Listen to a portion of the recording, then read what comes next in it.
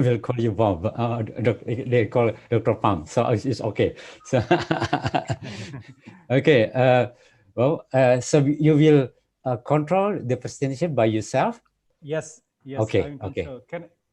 Can I start to share my screen now or Yeah, later? yeah. So just to try that. Or my Okay. screen sharing. They Sorry. said that yeah, yeah. Okay, okay. Then I will start to share my screen now. I did. Dr. Pham has been assigned as a co-host, or he can play. Oh, okay. I will ask our committee, Prof. It's already. I think so. Can you see the screen now? Oh yes, Okay. yes, yeah. Just try the. Okay, you try. Great, great, great, great. So, Bao, we have to wait for 9 a.m. Yes. Because we will be live on YouTube, and then it is announced on 9 a.m. Okay. So we will wait for sometime until 9. So Yes, great. yes. So you Let me share my camera as well. I'm not sure whether you can see my camera. good, good. Can you see Good. that? Yes, Yes, yes. there. Okay, okay, that's good. So you're in office. Yes, I'm in my office right now today. So just for information, so in the Zoom room, in this room, in the Zoom is Yeah. about 40, about 50. We are in the room. Yes. But because we broadcast live on the YouTube, Yeah. it will be more, because yesterday about 300 or something. Oh, really? Really? Viewers. May I know the main audience? The main audience is a student and government officer. Government officer is a local government officer or the central government officer. So be in the room, in the gym room is combined. I think there's a lecturers and also the local government staff. Maybe Aditya, you can who are in the Zoom room? Probably Okay. Mine of our participants were a government officer, and some of them was the consultant, the environment consultant, and a few of them was the lecturer.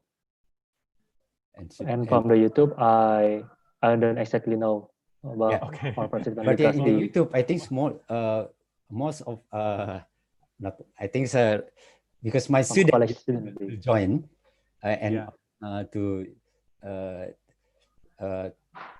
see in the YouTube. So because that's when I have a class. Will be a class though, because now is still a summer holiday.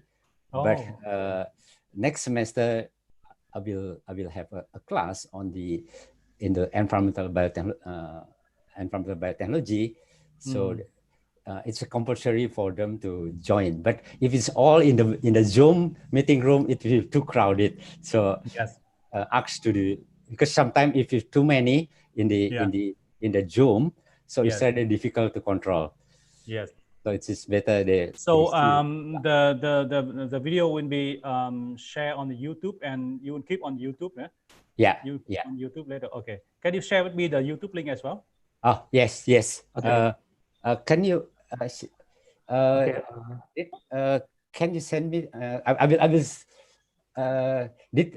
Probably you can send the link to me, and I will send. Wait for a minute, sir. I will ask our committee for that. No hurry, no hurry. So during the presentation, maybe I will turn off the camera so that the audience might pay more attention to the presentation itself, right? But it's no problem, because usually the speaker is just only small, huh?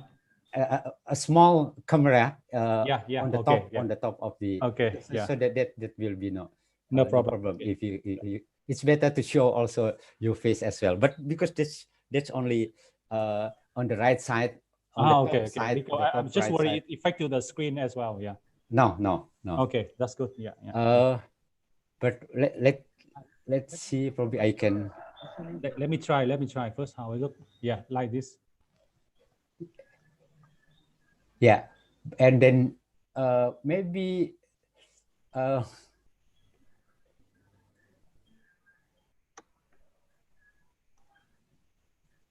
but in the YouTube there will be just only yourself. So someone will talking will be on the screen. How about the screen on YouTube? Is a screen like this will be appear on the YouTube, right? Yeah, but the speaker will be only appear on the top side, on the right top side of the screen. Okay, yeah, I got it.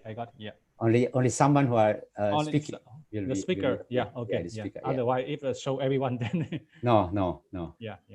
Okay, good. Let me see.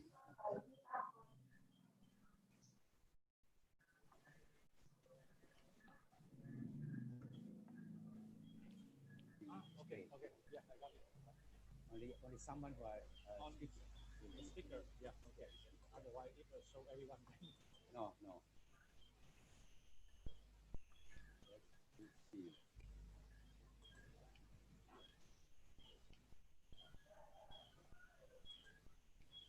Oh, okay. I already sent the link to you.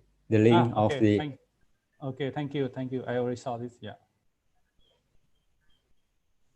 Okay, it's already on the YouTube. I think it's already on the YouTube.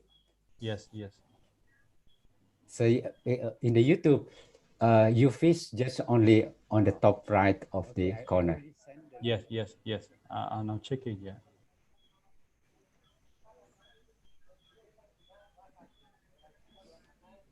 Yes, it's already. Yeah.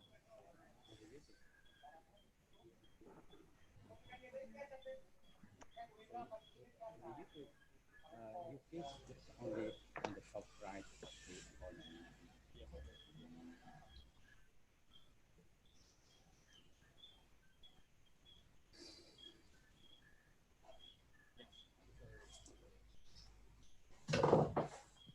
corner. Pak Chandra. Ya. Mohon maaf Pak, mungkin untuk mengisi sesi yang menunggu 2 menit lagi ini menuju jam 9, Pak Chandra mungkin bisa memberikan sekilas informasi mengenai Ya, perkenal ini ya. Baik sekalian jadi moderator ya. Iya Pak. Oke. Mau? Yes. Mohon maaf Pak, mungkin untuk mengisi sesi yang menunggu 2 menit lagi ini. Yes, Professor. Mungkin bisa memberikan sekilas informasi mengenai. Okay. Okay, we will start now. Could you turn off the presentation, because I will show you the CV of you. Okay. Yeah. Let me turn off so let me stop sharing the file. Yeah. Okay. Yeah, I got it. Okay, I think we will start in the YouTube so that. Okay. Okay.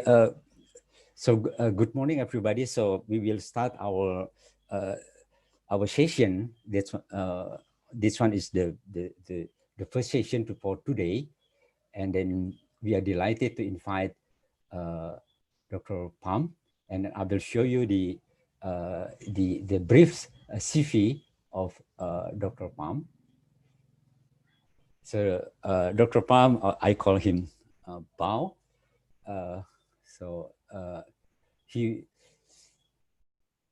He's graduated from the Department of Urban Engineering, University of Tokyo.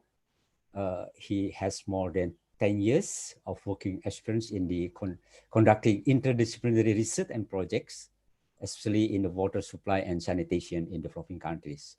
So I know Bao for many years, since he was a student in Tokyo University.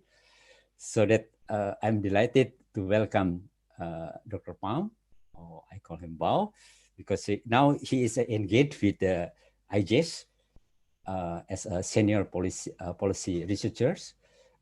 IGES is stand for the so I probably Bao will explain about the IGES first. So IGES is located in the Tokyo, Japan, and he engaged with many projects.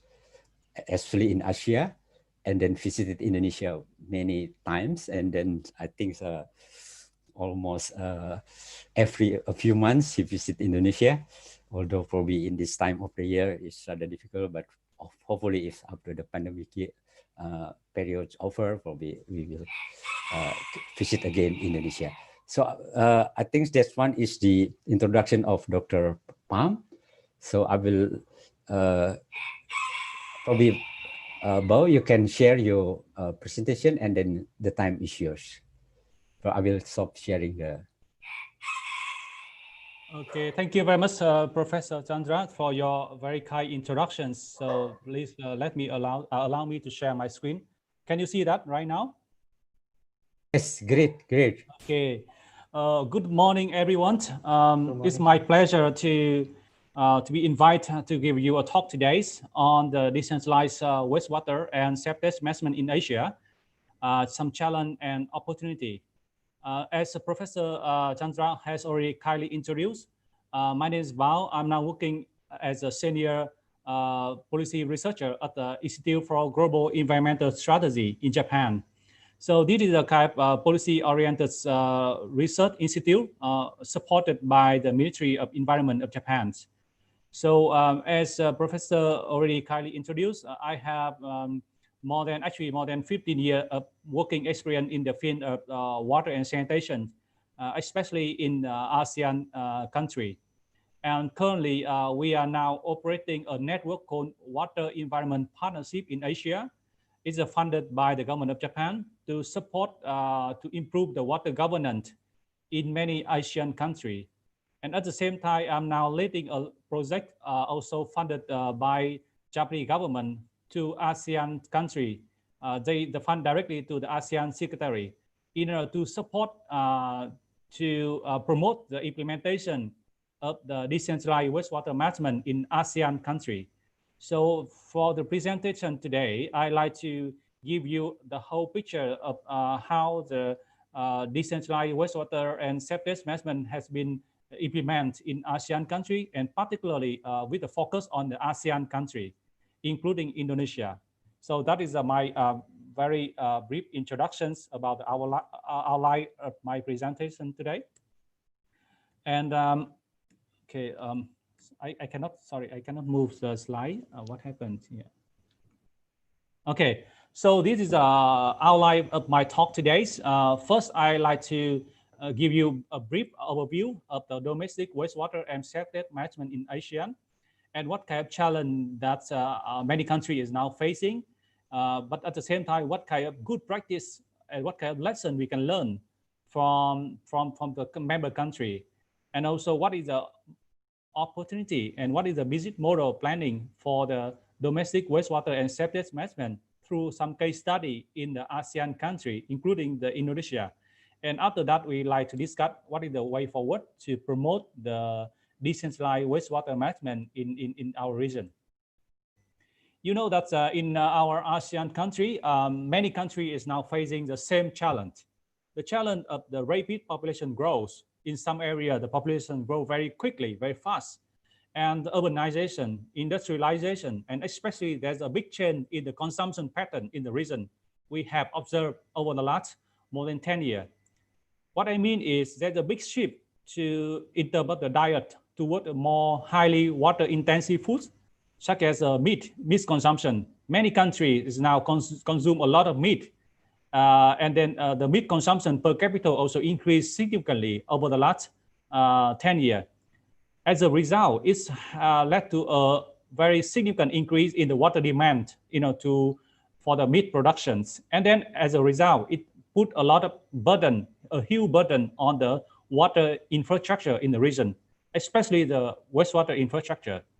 So based on our information up to now, we found that it's about 80 to 90% of the generated wastewater in the regions is now discharged directly into the water body without any proper treatment, or only partially treated by some kind of simple on-site sanitation system. What we call is a septic tank, which is very common.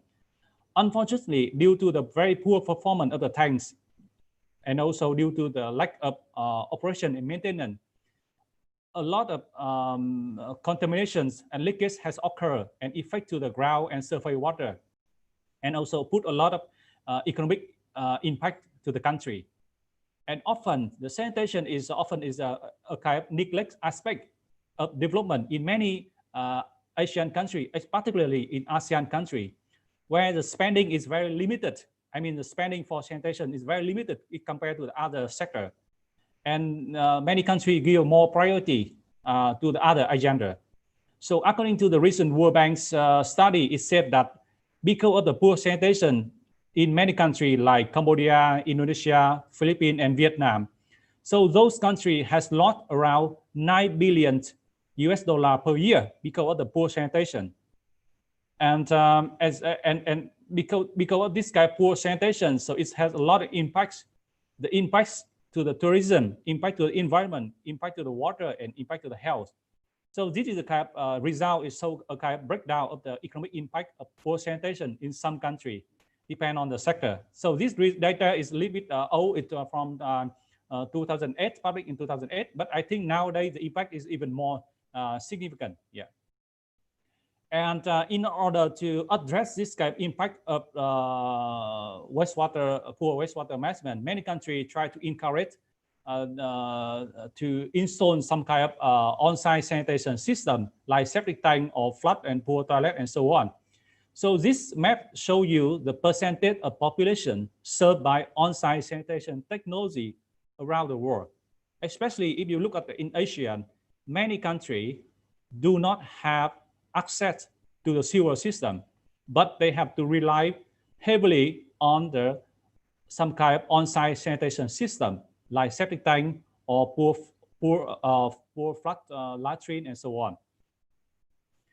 And this map gives you a more clear pictures, and in terms of the breakdown of the how much percentage of the septic tanks has been installed in urban area in some country. Especially you can see some country in ASEAN.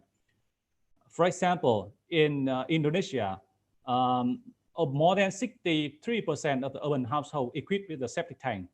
And also a large ratio of the population is not using a septic tank, but just the toilet inside the house and then flushing directly to the, flushing their wastewater directly to the outside to drainage canal. And in terms of septic is a kind of sludge generated from the septic tank. Only 4% of the septic is safely treated and disposal in Indonesia. And other countries, the situation is quite similar. Like in Vietnam, also only 4% of the septic has been safely disposal, but the remaining 96% is just dumping directly to the open environment or illegal dumping and so on. So that situations create a lot of problem to many countries in the region.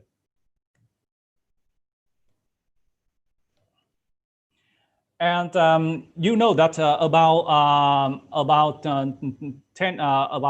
2000s, the United Nations committees assembly has already approved the MDG, what we call Millennium Development Goal.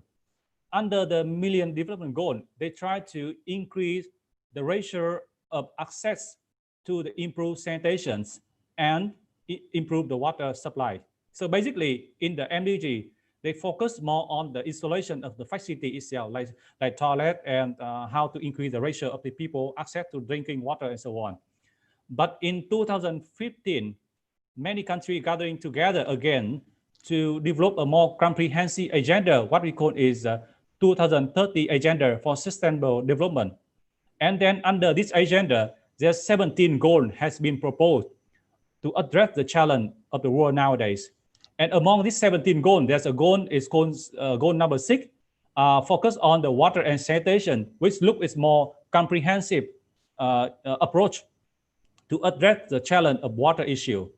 It's not only how to promote the toilets, the drinking water access, but also how to address the effluent from this kind of on-site sanitation system, like how to deal with the wastewater, how to improve the water resource management, how to improve the ecosystem, how to improve the water use efficiency, and so on.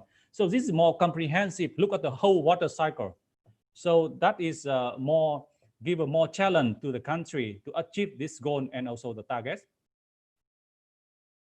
And in the SDGs, they identify that one system is considered as a safely managed sanitation system must be addressed not only the wastewater, but also the excreta or the septic generated from the on-site sanitation system. So it means that according to the new definition, both wastewater and excreta must be properly treated before discharge to outside. So as you can see here, in order to meet the SDG number 6 on water sanitation, we need to look at the whole component across the sanitation service chain. It's not only about the toilets, I mean, the containment. It's not only about the final treatment, but we have to think how to properly empty, how to properly transport, how to properly treat it, and how to properly make use of this kind of end-use products from the treatment process. So yes, this is the picture we often see in many developing countries where they have an intensive network of the sewage system, where they have the toilet inside the house and the toilet is fighting the water, wastewater indirectly into the sewage network and then into pumping station, and then they pump to the sewage treatment plant, and then the wastewater has been properly treated before discharge to the outside environment. But in many countries, in our regions, we do not have fully access to the network system. So as a result, we have to rely a lot on the on-site sanitation system or decentralized system, small system for the community like Sanimas that we often see many system has been installed in Indonesia. Yeah. So for this system is how to ensure the proper operation and maintenance of the on-site sanitation system or DWAS system play a very important and key role in order to ensure the good water qualities into open environment. Yes. So as a result of these situations, many countries is now facing a lot of problem with the degrading water quality in their water body. So this picture shows you the trend of water quality status in Indonesia from the year 2014 to the year 2018. And you can see here, it looked like recently in 2018, the water qualities in Indonesia has slightly improved. But again, if you look at back the history over the last 4 or 5 years, that the majorities of the river in Indonesia has been classified as heavily polluted river. The polluted is mostly coming from the domestic, the livestock, the industry, and especially from the non-point source pollution. And it's got a lot of problem in terms of the health risk, including the coliform, total coliform, BOD, organic pollutant, and so on. Yes. And again, this is a result show you the inventory analysis of the pollution source in some major river basin in Indonesia. For example, in Citarum River, and you can see here this picture that the majority of the pollution source is coming from mostly from domestic. And after that, another source is agriculture, also plays a very significant source in terms of the pollution load in Indonesia. So how to address the wastewater, the pollution source, source from this domestic source is a major challenge that we need to consider in the future. In terms of the septage, it means a slot from the septic tank. Then I can see that if you Google, you can see that there's so many joint article. Many research has been done in order to address the issue of septic management and septic treatment. There's a lot of technology has been discussed in this joint paper, including the low-cost technology, the advanced technology, and so on. So the science seems to be very clear. But if you look at the reality, it's not true. So in the reality, we can see that most of the septic has been collected by some private company. And we can observe in, for example, in Bandung City or in Denpasar City, that most of the septic has been collected by the private sector, private company.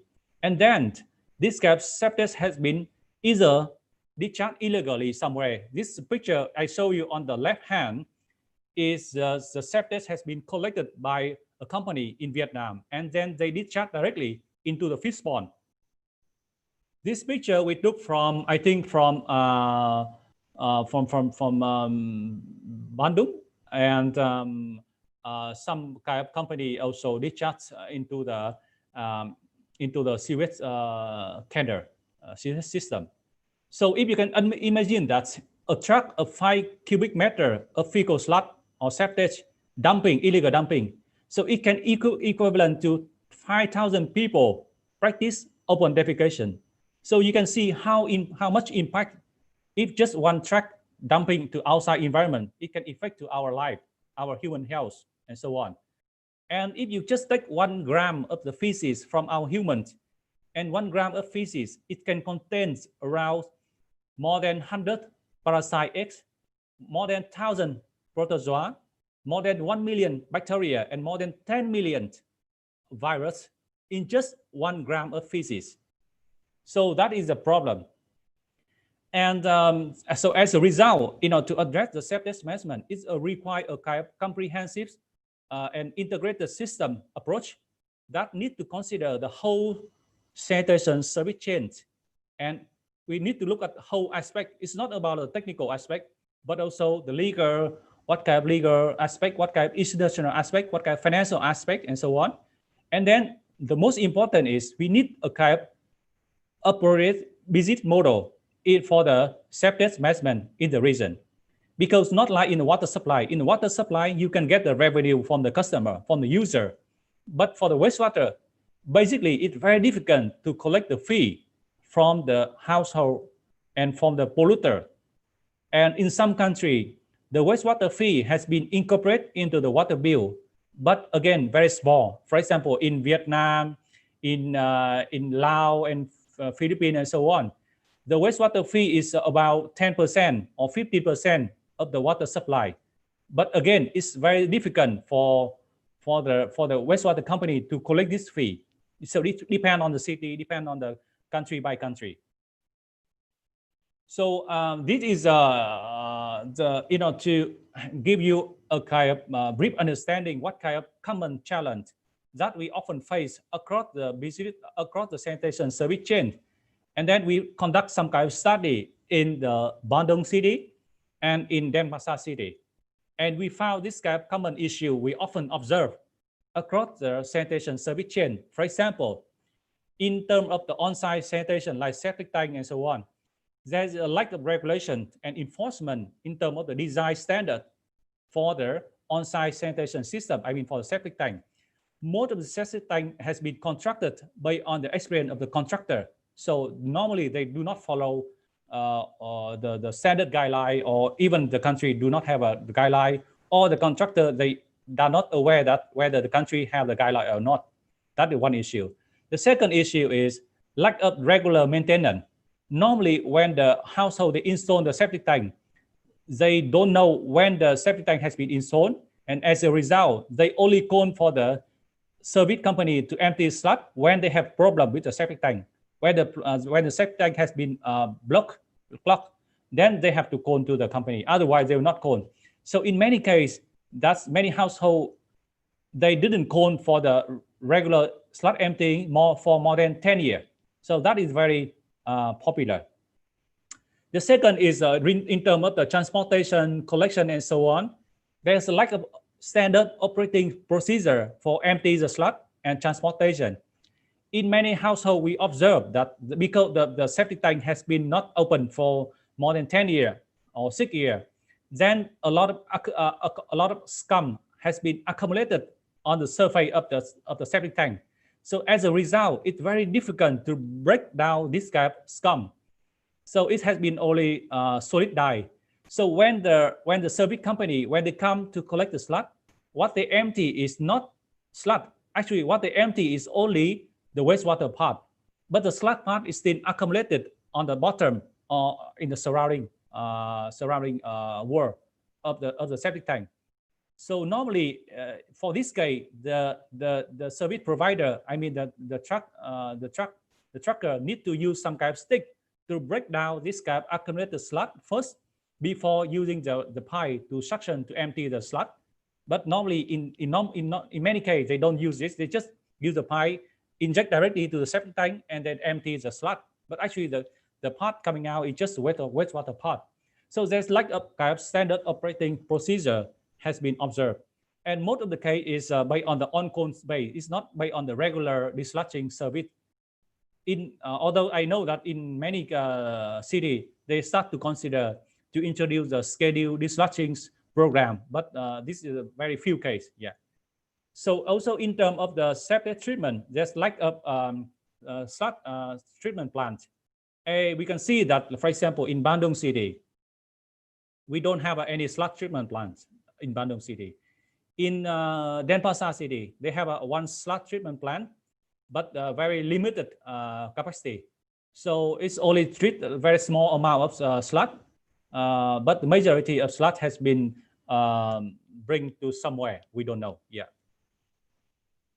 So in order to understand, in order to help the policymaker and the sanitation planner to understand the whole picture, how the wastewater, how sludge has been managed in some country. And one of the approach has been introduced in many cities, in many countries recently, is to visualize, to develop a kind of sheet flow diagram so that we can understand how much the sludge, how much the wastewater has been generated in some city and where it's going. How many percent has been going to the treatment plant? How many percent has been properly treated? And how many percent has been illegal dumping and so on. So based on this kind of diagram, it helps us to visualize the real situation. And then based on this kind of situation, the policymaker, the sanitation planner, we know which area, which part we need to focus to improve the situation. So as a result, many sheet flow diagram has been developed for the many ASEAN city. For example, this is an example of the sheet flow diagram has been developed for the Nonthaburi city of Thailand. And this one is for Da Nang city of Vietnam. And this one is for Bandung city under one of our projects in collaboration with ITB in the 2018, 2017. So we also develop this kind of diagram so that we can help to the policymaker and sanitation planner to understand what kind of situation. And then after that, we discuss about how to address this kind of challenge, both technically and financially, institutionally, and so on. Yeah. And I said that in order to address the sanitation issue in many countries, especially in ASEAN countries, there's many approach has been introduced so far, including the build of the septic tanks, other on-site sanitation system, including the build of the installation of regular desludging service, or in Indonesia we call scheduled desludging service. And then in some more developed countries, they start to install the centralized wastewater treatment plant. But in many cases, the centralized wastewater treatment plant is very limited, has been observed in many countries because of the huge cost requirement to install the centralized wastewater treatment plant. So as a result, one of the solutions to address this challenge is to develop a kind of decentralized system, which require much lower cost, but at the same time, the construction is very short, not so long like centralized, and also have to address the local issue, the challenge on the ground. But when I discuss with many countries, there's many people, many countries still confusing what system is considered as a decentralized wastewater treatment system. For example, in Indonesia, you already installed many decentralized systems like Sanemas system. The Sanemas system can consist of it can treat the wastewater like maybe from 50 household to 200 or 300 household. So it can be considered as a decentralized. But my question is whether it can be 1,000 household or it's more. Can it be considered as a decentralized system? So there's a lack of definition what kind of system is considered as a decentralized system. In Vietnam, they developed some kind of policy. They clearly identified that, okay, for on-site system, if the total volume of the wastewater discharge is less than 50 cubic meter per day from some household or from some facility is considered as on-site system. And for polluter system, it can be from 50 to 200 cubic meter per day. But for any system that less than 1,000 cubic meter per day, and then the wastewater generated close to the source, then considered as a decentralized sanitation system. So that is the definition from Vietnam.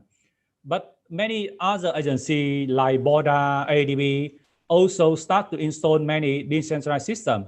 And also according to their definition, basically the decentralized system is the system that collect and treat and reuse the wastewater at or near the source of generation. So that is a kind of, quite good definition of the decentralized system. And normally, I said that the decentralized system, normally the capacity of the system is less than 1,000 cubic meter per day. Normally is considered as a decentralized system, according to the BORDA as well. So I said that the decentralized system can address the limitation from the centralized system, which require a lot of cost and very complexity in terms of operation and maintenance. So as a result, in decentralized sanitation option can be considered as an interim solution before the country install the centralized system. This kind of practice has been observed in many countries, for example, in Philippines. So I will explain you more detail about the good story from Philippines in the next slide, in the few later slide. In terms of the benefits, what is the benefits of decentralized system compared to the centralized system? So there's a lot of benefits that we can observe. For example, in terms of economic benefits, this decentralized centralized system require low cost investment, low investment cost. The design work is can be the system can be designed in a modular design, and there's some kind of option for the integration into the broader urban land use and development pattern. And then in terms of the social aspect, it can help to improve the hygiene, help to reduce the health risks, and also give opportunity for the PPP model, public-private partnership model. And also DWAT can also provide a lot of low-cost solution. So in terms of environmental point of view, it can help to improve the water quality. It can help to improve the water needs because the effluent from the decentralized system can be reused for the irrigation, for agriculture, and so on. And then decentralized system can offer an opportunity for the nutrient recovery, and also has been observed in many cases.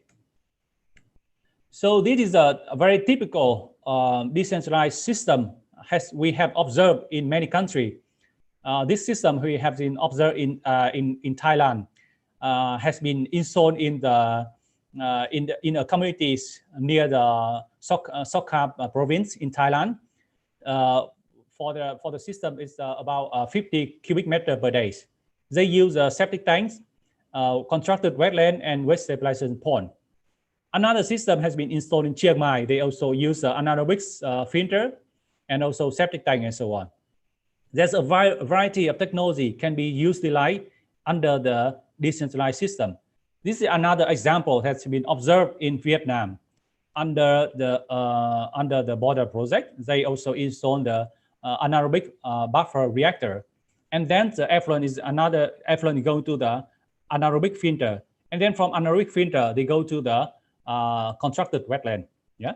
So this kind of treated wastewater from the decentralized system can be reused in the agriculture. This is another example from the decentralized system has been observed in Myanmar. Now the number of the decentralized system has been installed for the high-rise building, for the hospital, for the industry is now increasing a lot. This is another example in Philippines, in Indonesia. And based on our information, we found that from the total of 514 regency and city in Indonesia, the septic treatment plant, the decentralized treatment plant has been installed in more than 281 city and regency.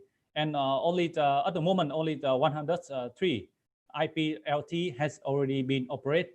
And the remaining is not yet operated because of some reason, because lack of slot.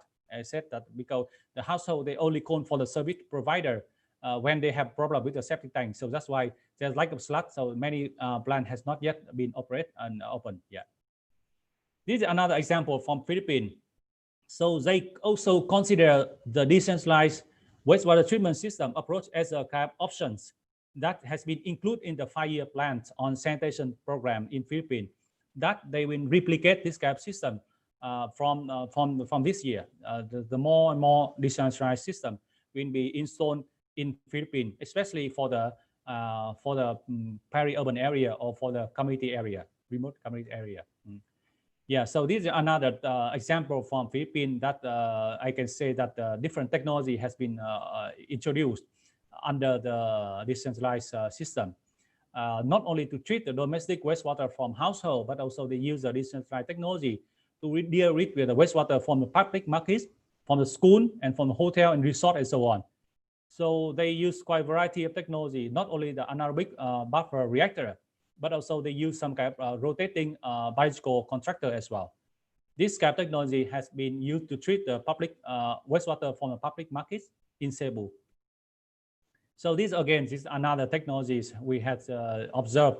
Not only using the anaerobic buffer reactor, they also use a lagoon, and also some system they use a chemical conditioning, some chemical to treat. And similarly, they also use a constructed wetland or waste stabilization pond, has been very popular. So in order to understand what kind of challenge for promoting the decentralized wastewater management and septic management in ASEAN city, ASEAN country, so we already conduct a kind of project and study in all the country. And this is the common challenge that we often observe in this country. So in terms of the policy and governance and regulation, we found that there's many unclear institutional arrangement and overlapping roles has been observed in many countries. For example, in terms of sanitation or in terms of wastewater, there's many agencies has been assigned to be responsible. So there's a lot of a lot of role has been overlapped. So, and then very difficult to find out who is actually fully responsible for that. And the second one is a lack of the detailed guideline. So although the central government, they give some kind of direction to the local government, but because of lack of guidelines, so it's very difficult for local government to know how to, if they want to promote the decentralized, what kind of technological solution, what kind of financial scheme they can introduce and so on. So lack of detailed guideline, lack of know-how is another challenge for them. And another issue is the lack of emphasis on the fecal sludge or septic management. Basically, when they build the wastewater treatment plant, they only focus on the wastewater treatments. But for the byproduct from the wastewater treatment plant, like sludge, they doesn't care much about this. The second one, in terms of capacity, so there's lack of technical capacity among the in charge person, among the government officer, especially from the local government. So that is a very challenge for them. The second one is because of the low, I said that because of the low wastewater collection rates.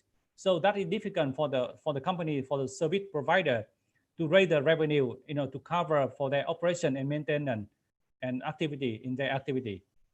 And also another issue in terms of the compliance issue, because of the lack of standard operating procedure. So that is very difficult to ensure the proper operation and maintenance of this decentralized system.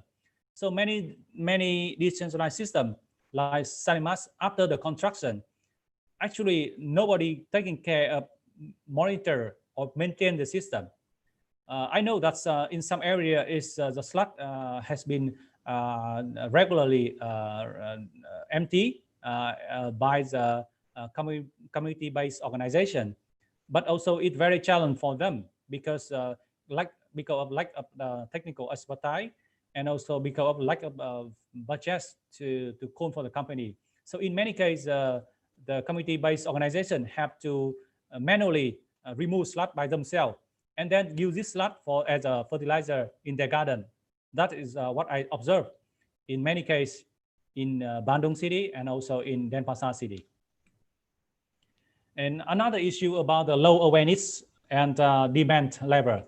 So because of the lack of the awareness, not only among the sanitation planner, the local government, but also among the local people. As a result, there are not many people are not willing to pay for the cost of the treatment of the wastewater. For example, in Denpasar, I see that I talked with the UPT, the company who in charge of the managing the wastewater system, and they said that they can only collect the wastewater free from the hotel and restaurant and so on, but I mean they cannot collect the fee from the household, because the wastewater fee has been separately collected together, that's separately with the water bill. So in the water bill is a PDM company. PDM only collect the water supply fee, but the wastewater company only collect the wastewater fee. So it's very challenging for them to collect this fee. So they already raised this issue during our discussion. As a result, there's lack of fee for the operation and maintenance of this system. So that is very difficult for them to maintain this system for long run. And another issue is financial. I said that the wastewater fee, even it has been collected, but it's still very low. So it cannot help to recover for the cost for the operation and maintenance of the system. So however, although there's so many challenges that has been observed in many ASEAN countries, however, we can also see a lot of good example. One of the good example is the good story that we observe from Philippines, especially from Manila. And you know that in Philippines, in Manila, the wastewater sector has been handed to the private sector, private company, Manila Water and Manila Water since 1997.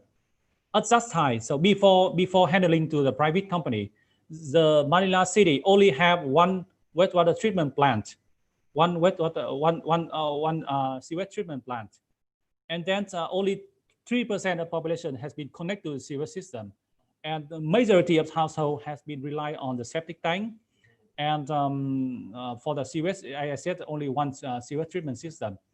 But can you see here, after 20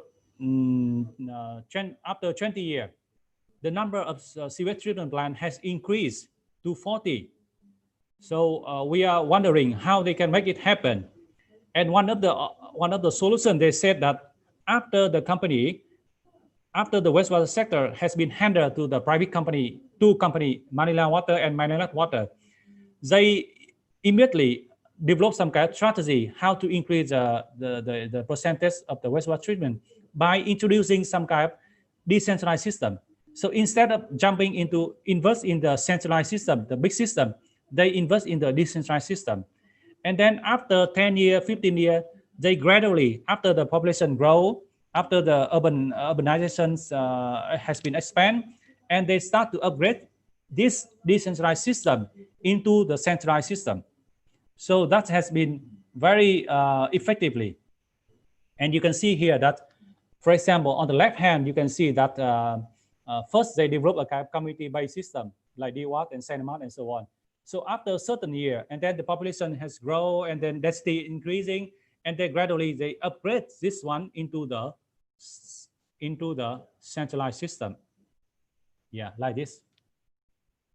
So it means that the decentralized approach for both wastewater and for septic has been introduced as an interim solution before they move to the bigger investment on the centralized system. So this is some example that has been the system that has been observed. The decentralized septic treatment plant has been contracted in Manila by Manila Water Company. And also it is another example that by the Manila Water. So they use a combinations of the wastewater and sludge, they treat together.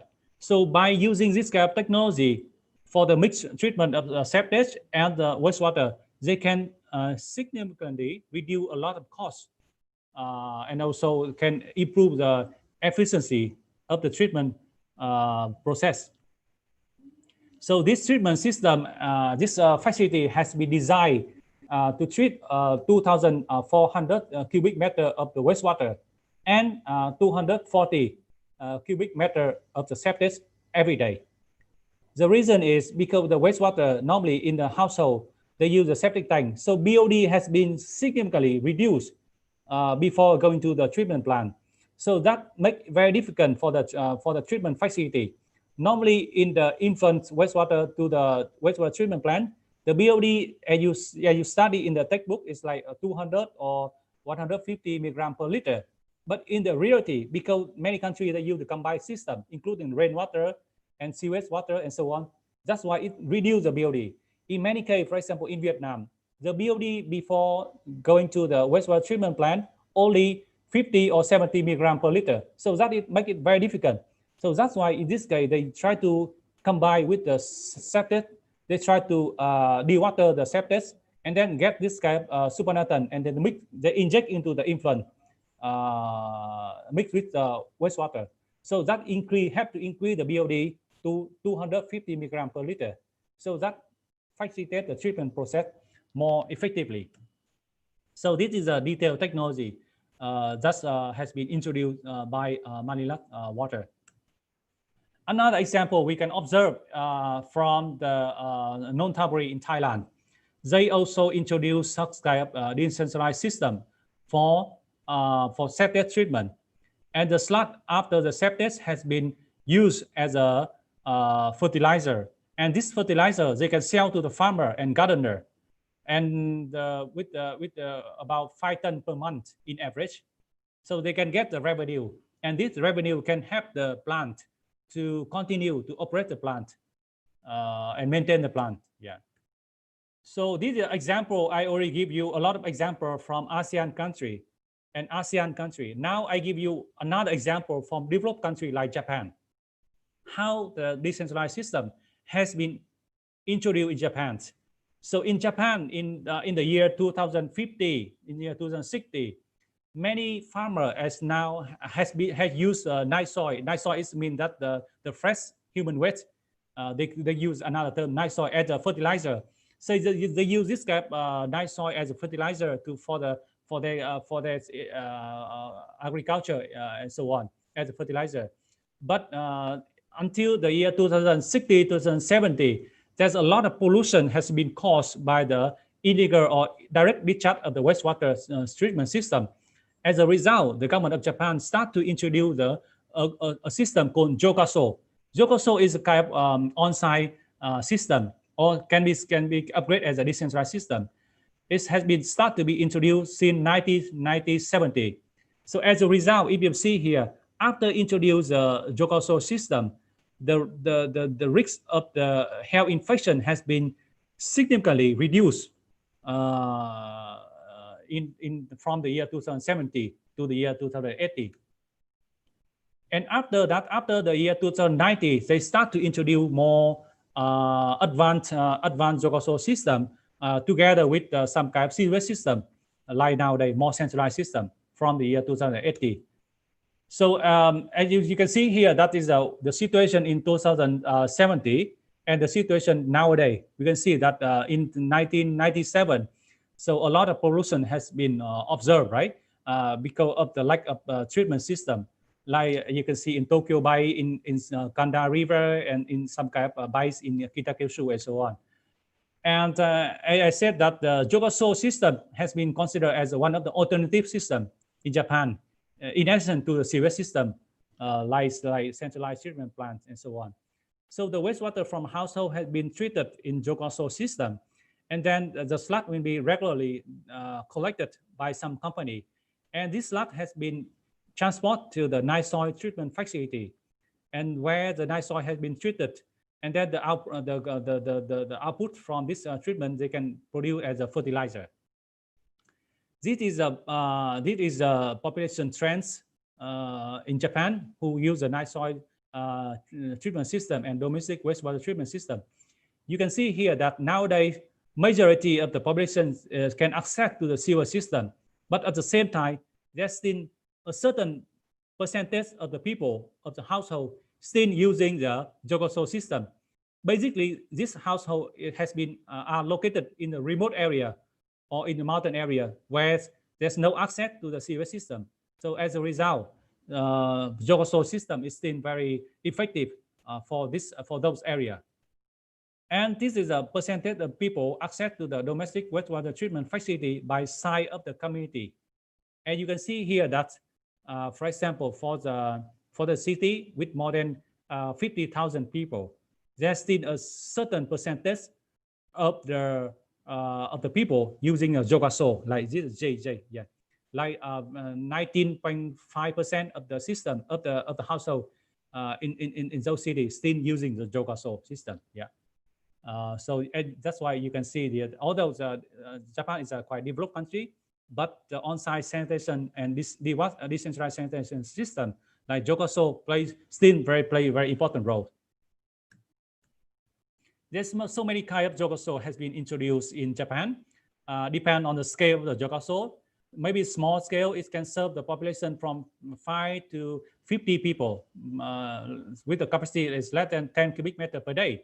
Or they can have a medium system which can serve the capacity is less than 100 cubic meter per day. Or it can be more than 100 cubic meter per day. And we can combine, there are several modular, so we can increase up to 500 or 1,000 cubic meter per day. Yeah. Basically, in terms of the treatment principle, it's similar as other conventional treatment system, like use anaerobic treatment process and aerobic, and then sedimentation and so on. So I mean, the treatment principle is the same, but they make it very compact. So it's a kind of combined in one compact system. And then because of the demands, maybe because of the requirement for the effluent discharge standard, depend on city and by city. So they can modify the Ngoc-Bao system to make it more complex, so that it can improve the treatment efficiency, so that it can produce the BOD can be less than 10 milligram per liter, and so on. So they can introduce some kind of membrane technology, not only to reduce BOD, COD, but also to remove the nutrient like nitrogen and phosphorus and so on. Yeah, you can see here that they combine the membrane technology, so they can even reduce the BOD up to less than 5 milligram per liter. So this kind of very advanced Ngoc-Bao system. So again, regarding to sludge, the sludge from the Ngoc-Bao system or from the centralized treatment plant has been collected and treated. They use methane fermentation for the for biogas generations, and then the solid part will be dewater and then use it as a composting material in many cases. Yeah. So this is another example from Kawasaki City. The sludge from the old 4 wastewater treatment plant has been collected and dewatered, and then the sludge has been put in the incineration plant. And the ash from the incineration plant will be used for the cement industry and also for the other constructions purpose and so on. So that is a real example. And in some cases, they even try to convert the biosolid into the fuel, like in some case has been observed in Tokyo and so on. So in this case, they convert the sludge into the charcoal, and then this charcoal has been sold to the thermal power plant for the power generation. This is very advanced technology, has been introduced in one of the projects by the Tokyo Metropolitan Government. And to introduce this kind of Ngoc-Bao system, the Japanese government has also need to provide some kind of subsidy for the constructions at the beginning. So the government can support up to 50% of the subsidies from the beginning. And this is central government, and local government also provide some kind of support. And the small part will be borne by the household. And basically, the wastewater treatment is the responsibility of the polluter. It's been from household. But for the rainwater, it should be the responsibility of the local government. Yeah. So that's why for the rainwater collection and treatment, it should be fully under the responsibility of the government. It's a central and local government. As a result, the water quality has been improved significantly in Japan over the last more than 30 years. Yeah. Okay, so in order to address this kind of challenge, both in wastewater and septic, we need to have a kind of business model to encourage the participants from the private sector. Because I said that because for this area, we cannot get the revenue, not like the water supply. Water supply, we can get the fee from the water user. But for the septic, it's very challenging to collect the fee. So that's why we need to develop some kind of innovative business model so that we can tap the fund from the private sector. But at the same time, we need also give them some kind of opportunity for raising their revenue and then some kind of benefit. So that's why to make this one, we need each city needs to develop their own business model so that we can promote the collaboration between the private and the government, public and private collaboration. And so I said that we work with the Denpasar city from 2017 and 2018 in order to support the city to develop some kind of model to address the challenge. Before the project we implement, we found that most of the septic has been collected by private company. And this septic private company, when they come to collect the septic, they will collect some fee from the household. And then in many cases, this kind of septic has been illegally dumping somewhere that we cannot observe. Only small percent has been collected and transported to the Suyung decentralized septic treatment plant. And then this company, they collect some fee from the private service provider. If you want to discharge septic here, you need to pay some fee to the UPT. And then after the treatment, the sludge will be, the biosolid part will be dumping. At the moment, it's dumping around the field within the plant. Meanwhile, the effluent will be discharged into the water body. So under these situations, there are a lot of illegal dumping cannot be controlled. So that is difficult for local government to control this situation. So after that, we discussed with local government, and then we discussed with private company, and we developed a new business model that try to stop the illegal dumping, at the same time to try to encourage the private sector involvement in this process. So we discussed with them, and then we proposed a kind of scheduled dislodging, because at the moment, because of lack of demand from the household, so that's very difficult for the company to collect the sludge as well. So that's why we we suggest the government, local government, to introduce the scheduled dislodging, and then have some kind of contract with the private company.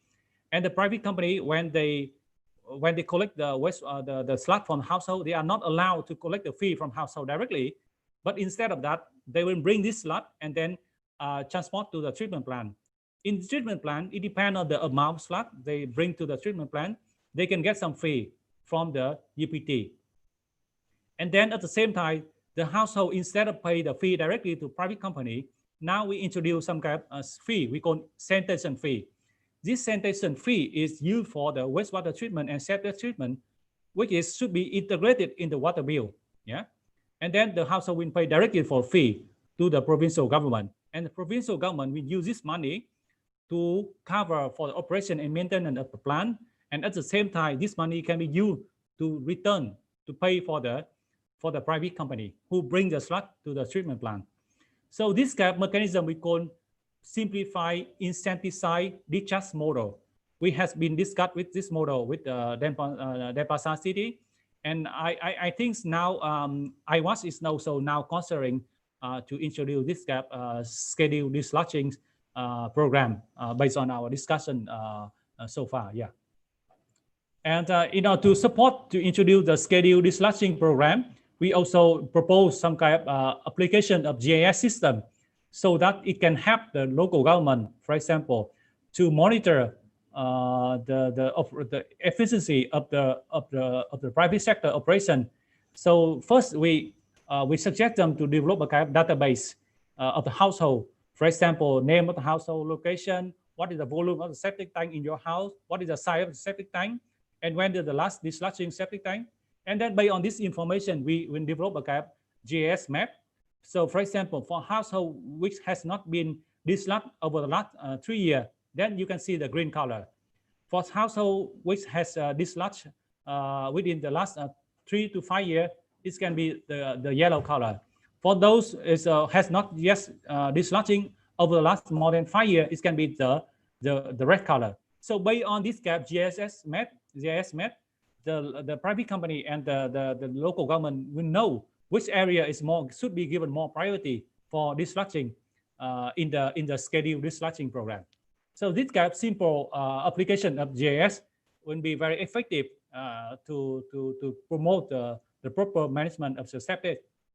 And I think this one is also has been effectively applied in some city in Vietnam under the World Bank project. So that's why we recommend Denpasar city and other cities to consider to introduce a GIS system for the septic management in the future. So based on our lesson learned from many countries, we found that one of the important issues in order to ensure that the succeed implementation of DWAT is a political win. And there's a kind of needs of institutional reform in order to support for the sustainable long-term implementation of DWAT. The second one is we need some kind of good connections among the relevant ministry and agency, even within the city, so that everyone willing to work together and try to avoid the overlapping role and so on. And then the role and responsibility of the stakeholder need to be clearly identified by the government. Next is both centralized and decentralized system approach need to be considered across the sanitation service chain. So it depends on the local context that either centralized more feasible or centralized more feasible. So it's very important that the government should have a kind of, develop a kind of clear zoning for the centralized and decentralized system. It's very necessary. And next is we also need to have a kind of technical guideline should be developed by the central government, so that it can give some kind of direction to local government, how they can implement on the grounds at the local level, how to, in terms of technical, in terms of financial, in terms of the management and so on. Yeah. And again, we also need some kind of business model. So it depends on the city by city. The business model will be different. There's no standard business model applied for all city. And the next is also we need to improve the capacity of the not only the service provider but also the local authority in order to improve the efficiency and sustainability of the system. And I said that the guidelines also important, and also the coordinations also very important. Coordination among the agency and even with the academic sector to develop some kind of good technology and so on. So as a result, we need a kind of comprehensive plan and need a kind of coordination and collaboration, not only among the central and local government, but also with the private sector and also with the resident in order to address those challenges across the sanitation service chain. It's not only about the policy, but it's about the technical, about the business model, about the capacity, and about the awareness raising and so on. So that is, we need a kind of very holistic approach in order to address this kind of challenge in all the city and in all the country. Yeah, that is the end of my presentation. Thank you very much. Yeah.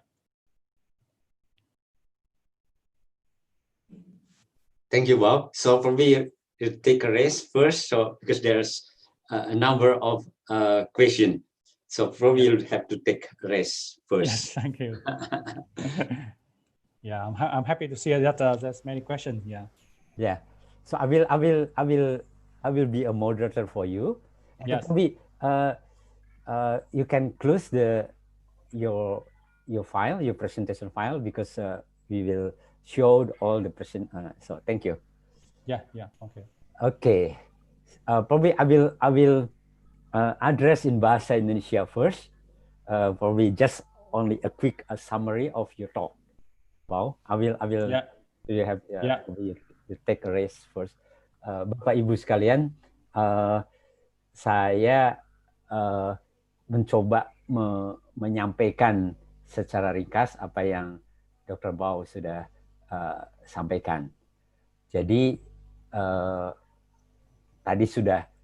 Jadi di sini kan berkaitan ada dua hal. Jadi berkaitan dengan satu adalah sistem desentralisasi dan septage management. Jadi atau fecal sludge management. Jadi artinya satu berkaitan dengan kalau kita mungkin yang dikenal dengan jadi ada decentralized kan macam-macam ya modelnya. Termasuk tadi adalah yang on-site yaitu septic tank. Nah, yang on-site septic tank ini kan harus ditangani tentang lumpur tinjanya atau septage tadi kalau Dr. Bao menyebutnya septage. Nah, hal yang dihadapi ternyata tantangannya banyak. ya. Jadi tantangan yang tadi sudah tantangan kemudian yang harus ditangani atau yang harus terutama di negara-negara ASEAN ya. Jadi banyak hal yang ternyata banyak kelemahan-kelemahannya. Walaupun tadi disampaikan ada lesson learn yang bagus yang disampaikan, yaitu termasuk di Filipina. Jadi bagaimana mereka punya perencanaan yang baik ya. Jadi dari sistem decentralized termasuk on-site, nantinya direncana itu adalah bagian yang nantinya rencana besar ke aspek yang lebih meluas, yaitu mungkin gabungan antara decentralized, on-site, dan kemudian centralized system. Ya, demikian juga yang terakhir disampaikan, yaitu kasus di Jepang dengan Chokasunya. Jadi di awal-awal gabungan itu dijalankan, dan makin lama makin secara keekonomian memungkinkan sistem terpusat itu dijalankan, maka sedikit demi sedikit yang sistem decentralized, sistem on-site itu makin mengecil, tapi centralized makin membesar. Tapi itu perlu perencanaan yang berarti yang baik begitu.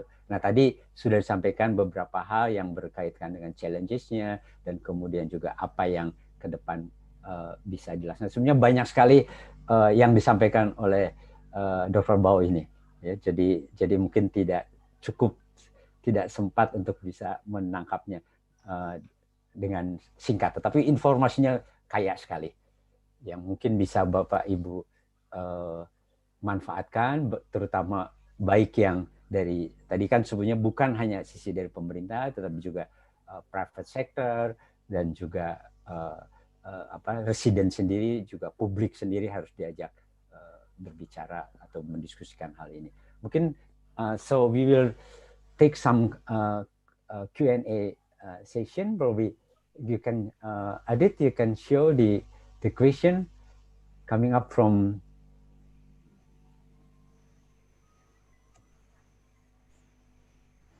okay. That one is the question from Arisa. Yes. So that one is the yellow one. So in our experience, the truck spend hours to make the bottom slot with the wastewater before discharging in case of septic tank. Actually happened to be unlined pit. Trucker has to mix fresh water with bottom slot. Are there any strategy on dealing with unlined pits? So the sludging them are very quite challenging, and also the owner, it means the household, are not eager to reinvest. I mean, probably the good septic tank system, even in the expensive houses, still they're using the unlined pit in Jakarta, or even in Jakarta and Bandung. Probably yes. you could address yes. this question. Yeah, please. Yes, I thank you very much for your question. That is very commonly observed, not only in Indonesia, but also in many countries, including Thailand. In Thailand, is majorities of the household use even not a septic tank, they call sepun. The sepun is wastewater the wastewater and sludge has been leaked on the grounds. They call unlined pitch. So, to address this challenge, this problem, as one of the issue that I mentioned is the central government must have a kind of standard guideline for the standard design of the septic tank. That requires all the household, all the facility must install the septic tank using this kind of guideline, a standard guideline. So that is not allowed to use an unlined pitch, because it may create some kind of health risk issue. So for those who already have unlined pitch in their house, and I think you are right, it's very challenging to persuade the owner to change, to invest, reinvest to build a new septic tank. But at the same time, we can explain to them that because actually there's many households, they are now using not the public tap, but also they are using the groundwater. And in this case, the leakage from the unlined pits, it can come into the groundwater and affect to the health in the future, and as a result, it creates a lot of problem. The second problem is you can explain in a different way, like because of the water has been leakage to the ground, so it can reduce the strength of the soil system under the house. So that this creates another problem. So does this answer to your question? One is a health risk, because especially to those who use the groundwater, if they have a groundwater well in the house. The second is it will weaken the soil structure in the house. So as a result, it may create some kind of problem in the future, especially during the if they, in addition to that, during the rainy season and so on. So it will contribute to weaken the soil structures, and it may cause some problem in the future. Yeah. So that's kind of explanation you can explain to the household, and then try to convince them to change to this the new design. But most important is the enforcement from the government. That's important. Yeah, especially for those new house, not existing, for the new house. Yeah. Okay, thank you, Bao. So I think the second question is quite general one, but I think could you address how the strategy, although you already explained quite a lot, but what will be the important thing, how to deal with the domestic wastewater in general for developing countries like in Indonesia? Yeah, thank you very much. Actually, you can see that nowadays, so many in many cities, in my area, the domestic wastewater has been discharged directly. I think you can go along the Citarum River and you can understand very clearly, especially in the Bandung area. So, to address this challenge, one of the possible solution is to install the collection pipe, not allow the wastewater directly discharge into river, to collect all this wastewater and send to the wastewater treatment plant. That is the only option. In many cases, they also try to have some kind of special design in the river, in the riverbed. For example, they plant some aquatic plant and so on to support the self purifications of the river itself. But I think it doesn't work if we continue to keep discharging the wastewater and illegally dumping the feces into the river. So it cannot solve the problem in the long run. So the most important is this wastewater must be properly treated before discharge into the river, or it must be collected and then sent to the treatment plant before discharge back to the river. Yeah, that is the only option. Yeah. Okay.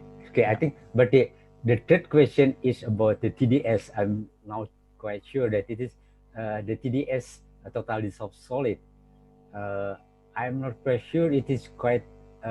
It's not really the issue in domestic waste. I think probably we skip this this question. Probably that will be the question for the industrial waste. Yes, you're right. You're right. Yeah. I think that's for industrial wastewater. So for the next slide, if you please.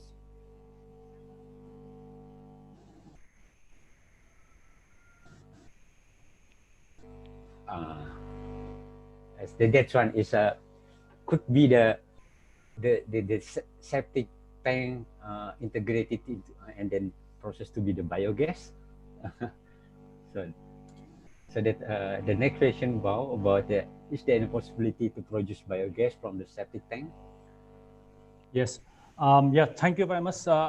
Frankly speaking, not many cases we can observe that they use the septic tank as a biogas producer, because actually the septic tank also generates a biogas.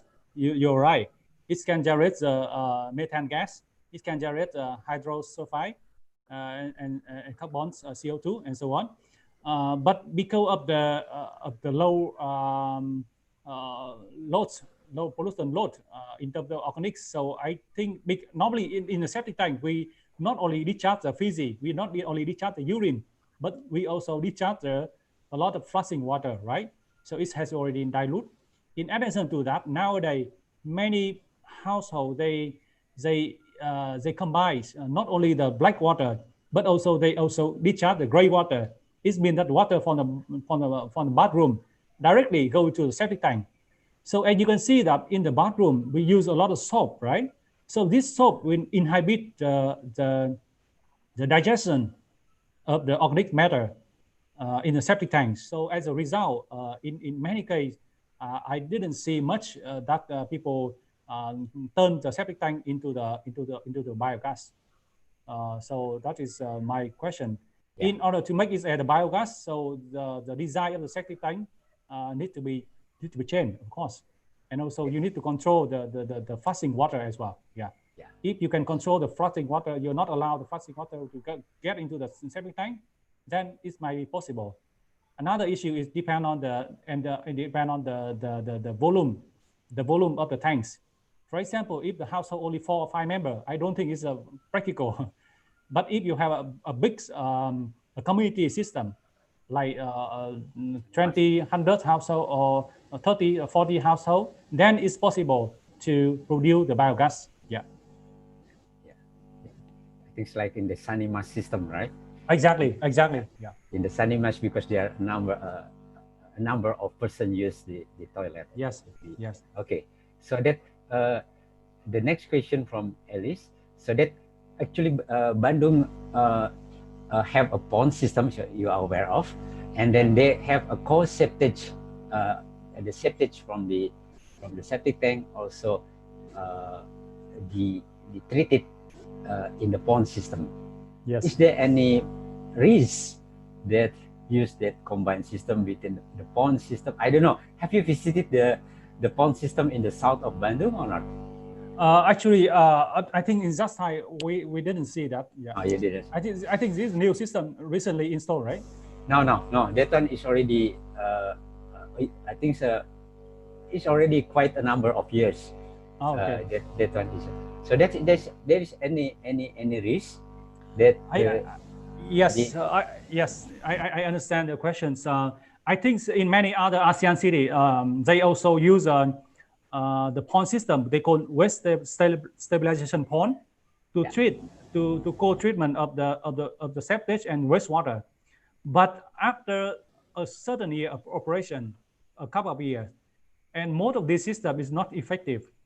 The reason why is because many sludge has been accumulated in the pond, and the operator do not regularly desludging in the pond. As a result, the depth of the water start to be decreasing, and then it affects the performance of the pond itself. So that's why I said that the example in Philippines is very good example. So they collect the septage, and then at the same time they also receive the wastewater. So the septage, after the dewatering process, the supernatant they will inject back to the wastewater treatment unit. For the septage, to promote the dewatering, they use the polymer. They use polymer to promote the dewatering process. And then after the dewatering process, the water contents in the dewater sludge has been significantly reduced. And then they handle this sludge to another third company for additional treatment. Maybe they add NPK and to make it as a fertilizer. So in this case, I think using some kind of mechanical process for dewatering the sludge is a kind of very effective rather than using the pond. Of course, using the pond is a very also good because they do not need a lot of energies for operation and maintenance. But at the same time, you need to regularly maintain the system by dewatering and by desludging of the pond, so that you can ensure that the pond will operate properly. Yes. Okay. So the next question about the fecal sludge treatment plant. So that one, in the fecal sludge treatment plant, is the biogas production should be considered as well, and so that in your experiences that in the fecal sludge treatment plant they also produce the biogas, or could you say about that? Yes. So thank you very much for your questions. It depends on the country, depends on area, but for the biogas, in many cases they try to use the nature-based system or some kind of mechanical system rather than biogas, because to operate to use this kind of sludge for biogas generation, I think the investment is quite a lot, not cheap at all. So that's why many countries, like I visit Laos recently and Vietnam recently, basically they use either a mechanical for dewatering the sludge, or they use a constructed wetland. So it's a natural-based system with no requirement for the energy consumption and so on. But if you use the biogas tanks, some kind of, for the biogas generation, you need to have a very good scheme for proper operation and maintenance. Yeah, and also some kind of investment for the construction at the beginning. Yeah, and also it might be, so Arisa addressed that the fecal sludge, it might be already partially digested sludge, not the fresh one. So it might be the production of the methane is not as good as the fresh sludge. Exactly. Yeah. The reason why I said you're right. You remember in my presentation, I said that many sludge has been collected from household who has not yet emptied their septic tank for more than 10 years. Yeah, so the sludge characteristic, the organic part, the sludge content in those sludge with more than 10 years and those sludge within only 3 or 5 years, that's different. Yes. So that is very difficult to control this one. But for the biogas generation, we need to have a kind of stable in terms of quality. Yeah. So that's why, and also in terms of cost. So that's why in very few cases I saw that people use this for the biogas generation, except in Japan. In Japan, they use because we have a quite they can afford to invest a kind of advanced technology. So they collect the sludge from the centralized wastewater treatment plant, and they use a kind of methane fermentation process to generate the biogas from this sludge. Yeah, but even though it's the investment is very huge, and then also you need very skillful worker to operate the plant. Yeah. Yeah, and that one is the next question regarding the anaerobic lagoons. Have you seen that anaerobic lagoon then for the domestic waste, and then but the biogas coming from the lagoon tapping, you get the biogas. Is there, and have you seen that the system anaerobic lagoon treating the domestic waste, and then the biogas coming from the lagoon capture the biogas? Yes. Yeah, thank you very much. Actually, I already saw this kind of technology where people use anaerobic lagoons to treat the domestic wastewater, and they cover the lagoons with some kind of ADPE plastic to collect the biogas. But after they design operate for some time, they have to modify the technology to convert into the aerobic. The reason I mentioned like this because I said that in many households they use the septic tanks, so it's the BOD already been reduced from the wastewater.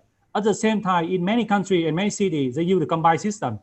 It means that they combine the domestic wastewater and the rainwater. So as a result, the organic contents in the influent wastewater coming to the plant is very low.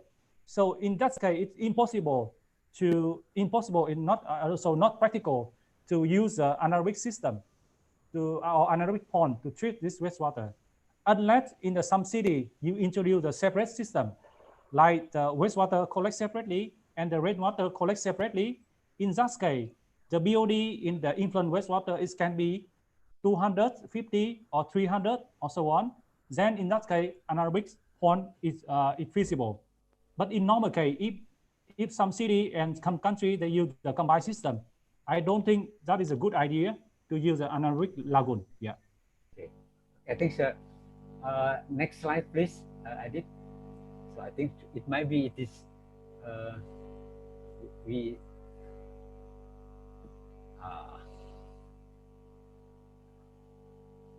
So that one is from Sarah. The yellow question is which challenge do you think the most difficult to overcome in Indonesia if it's to implementing the good centralized wastewater system? What do you think the most challenges? Okay, thank you very much for interesting question. So compared to many other countries, I think Indonesia is already one step in advance, because you already the government, both the central government and local government, spend a lot of efforts and priority and also financial support to scale up to replicate the CENIMAX model. It's supported by not only the central government, but also, like, for example, Ministry of Environment, Islamic Development Bank, and so support a lot. I think that's very good. But what I observe is after the construction, nobody taking care of this system. So that's why I think it's important to develop a kind of mechanism so that the system will be maintained, will be sustainable for long run. It's not just after the construction. So that's why I think one of the challenge is to develop a business model which is identify clearly who is involved of what and how to maintain this system properly in the long run. For example, if you ask the community-based organization or people in a community-based organization to in charge of the regular maintenance or discharging, that's fine. But you need to introduce some kind of financial mechanism to support them, to support this kind of activity. Not just ask them to discharge manually by themselves. This is not sustainable. Maybe you should establish some kind of fund, some kind of budget or funding mechanism so that you can collect the fee from the beneficial household every year, and then you use this fee for the regular discharging. That's one thing. The second issue is the challenge is to how to say, because when you talk about the wastewater, decentralized wastewater, it's not about the wastewater, it's about the sludge as well. You need to have some kind of mechanism for the financial recovery, because as I said that for the water supply, it's easy to collect the fee from the customer, from the household, but for the wastewater and for sludge, it's very difficult. I observe that it's very difficult to collect the sufficient fee for cover at least for the cover the operation and maintenance costs. So as a result, we need to develop some kind of innovative mechanism so that it can help to cover for the at least for the operation and maintenance costs of this decentralized system. Yeah. Okay, I think from Sarah still another question, but I think that one will be too long. So I will like to move on to the Usman question. Usman question is there, have you any experience with the leachate from that one is landfill leachate actually? Probably you can address a little bit about, because you know that the leachate coming from the landfill is very, very have you any experience how to deal with that? Yes. For the leaches in the landfill, the BOD extremely high. It can be few thousand. It can be few thousands. I mean, it depends on the but extremely high. So in this case, normally they use an anaerobic digester for the biogas generation, and they use a series of anaerobic digester and then also aerobics. And then also sometimes you have to use some kind of chemical process, especially because the leaches in the landfill is the color is in addition to the to the organics like BOD, COD, nutrients. But another issue is the color. The color is also issue. So in this case, they may need to use some kind of chemical and also some kind of activated carbons for the further treatment to reduce the odor before they can. I mean, to reduce the color. Reduce the color before they discharge to outside environment, which can certify the standard, effluent standard. Yeah. Okay. So that one is one of the challenges one to treat the leachate, right? Okay. So I think the green question, that one is regarding that to avoid contamination from the septic tank to the water body. I think we have to seal, right? The septic tank should be designed. Yeah, we must install the seal septic tank, not just unlined septic tank. Yeah. So I think the interesting one is the last question. If you like, and sorry, regarding to the green one, actually nowadays, very now very popular. Like for example, in I think in Indonesia they already have, but not so popular. In Thailand, they also develop a kind of fabricates septic tanks. It can be made from some kind of plastic or can make some fabricate material, so that you just buy it and then install directly in under your house. You don't need to build it like conventional, like by brick or concrete and so on. Yeah. So that also very convenient. It also to avoid some kind of leakage from the tanks. Yeah. Okay, great. So that one is already that one is we can buy. Yes. Yeah, that's right. So that the last one for the centralized wastewater treatment, mix or separate between the black and gray. So I think our centralized or probably decentralized, it is mixed between the black water and gray water. Yes, it depends on the design of the household and depend on the design of the collection system. But in majority of the case, it's a combined system. So they combine the black water and the gray water from the household. Either they separately or either they combine. But ultimately, when they discharge to the outside to the sewage system, it's come together. So it means that both black water and gray water come together. But only in one special case is in Thailand. In Thailand, it's very special. It's not like other country. In Thailand, they inside the house and also outside, they separate between black water and gray water. The black water, they use the set pool, similar like septic tank. They use the set pool, and then the sludge will be collected regularly, and then the effluent they will discharge into the sewage system. At the same time, the gray water also separately and discharge into the gray water treatment plant. And then the gray water, they can combine with the rainwater and so on. Yeah. So if you go to Thailand, you can see that people separately, but nowadays in many areas they combine together. So, but in most of the other countries, it's combined within gray and black water. Yeah. Okay. I think that one is the last question because the time is up. So that one is about your explanation about the sanitation fee include in the bill. Yes. However, as you may aware that the water supply in the several part of the cities is not to the water companies, so that's we cannot our sanitation fee cannot be put in the resident in the bill. Yes. Water. So you understand about that, right? Yeah. I think this situation is also common in many countries. So especially they clearly mentioned in the circular or in some degree, they said that in the area where there's no access to the water supply, public water supply, then they will collect a separate fee. For example, in Vietnam, they call environmental protection fee, or you can call sanitation fee. So this sanitation fee, because anyway, they don't use the water from public water supply, but they use the water from the groundwater. And of course, you know that 80% of the water use, 80% of the water consumption has been discharged as a wastewater.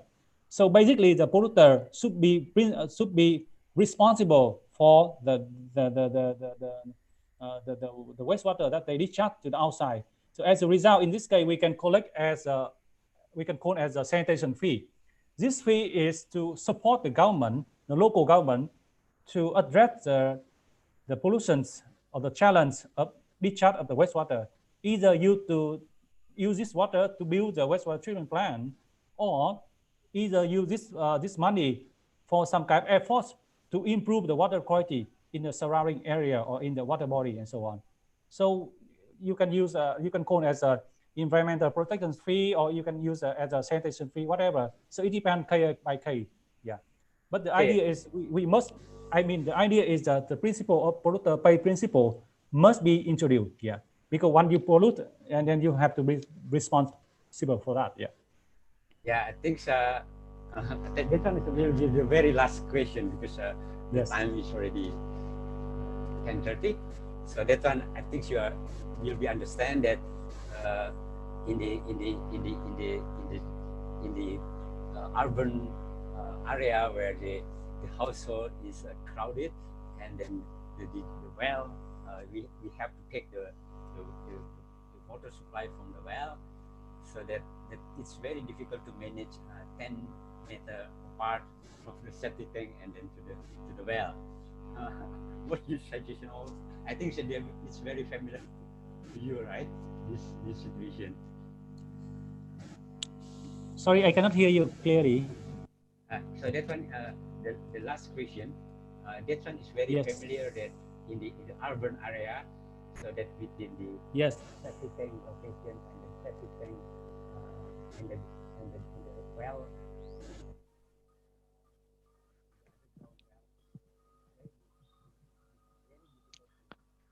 Prof. Chandra, do you hear me?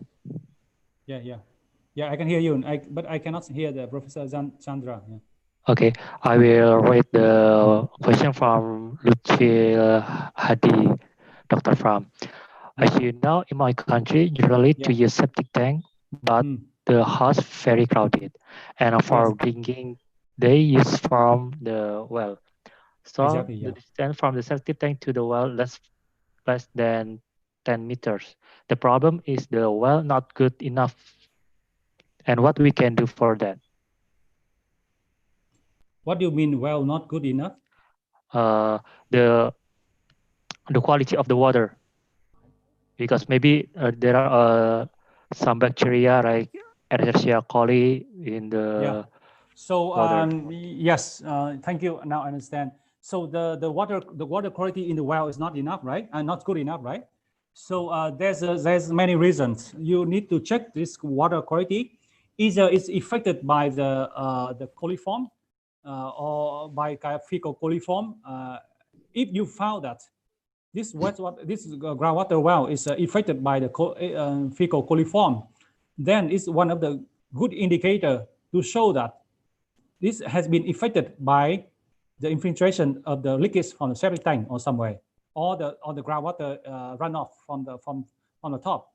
But if you found any other problem, for example, you found a lot of problem with manganese or irons or some kind of nitrogen, ammonia, not nitrate, and so on, then the problem is not because of the leakage from the septic tank, but because of the locations, the groundwater quality in the well itself. Yeah. And then for example, a few years ago, the water quality is very good, but now it turned into very bad. So you need to check the water quality first to see what kind of pollutant is there. And then based on that, we can understand what is the root, what is the cause of the problem. Otherwise, it's very difficult for me to tell you whether it's because of the leakage from the septic tank or because of the water quality in the well itself. Yeah. But if you detect some kind of indicator like the fecal coliform or ammonia, then definitely it's affected by the wastewater, or by feces. It means that from the leakage from the septic tank or from the wastewater overflow or and runoff and so on. Yeah. So in this case, what you can do is either it is affected by the by the septic tank, then definitely you need to improve the tank. You need to rebuild the tanks using the light septic tank, or you use some kind of commercial septic tank that has already available on the markets, to improve the situation. But if the water quality because of the well, then you need to maybe need to consider some kind of further treatment before you can directly use. If, for example, if the groundwater still contain a lot of how to say iron or arsenic or manganese and so on, then you need some kind of conventional treatment, including the filter, sand filter, or some kind of disinfections process before you can use for the daily life purpose. Yeah. Hello. Can you hear me? Yes, I can hear you now. Okay. I think some problem with the mic. So I think the time is up. So I would like to thank you to Dr. Bao for. It's still a number of the question, but I think the time is already up. So I would like to thank for everybody in the YouTube. So we have to close in the YouTube, but still be in the room. Bao, we will take the picture together with the other exhibition. So thank you. We will close the session in the YouTube. So see you again for the next. I think this afternoon we will have another webinar with Professor Marcos von Sperling from Brazil. This afternoon, so you may join in the 4 p.m. So things we close the YouTube. Adit, probably you take over and then how to take the picture together with okay. Thank you for Dr. Pham to give us a great lecture. It's very interesting. And saya dalam bahasa Indonesia saja ya Pak. Dipersilakan untuk Bapak Ibu untuk mengaktifkan kameranya karena kita akan mengambil foto bersama Dr. Pham. Dan terima kasih pada peserta di YouTube telah mengikuti sesi ini. Namun sesi ini sudah selesai Bapak Ibu. Silakan pada Bapak Ibu peserta di Zoom untuk membuka kameranya, menyalakan kamera. Kami akan mengambil foto. So we'll take the picture. Yes.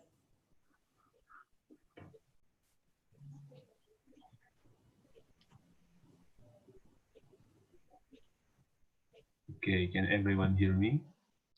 Okay. I want you to smile to the camera and you just head to the camera and give us a big smile.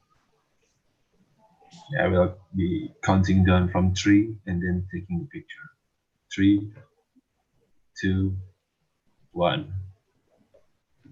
Okay, next one. 3, 2, 1.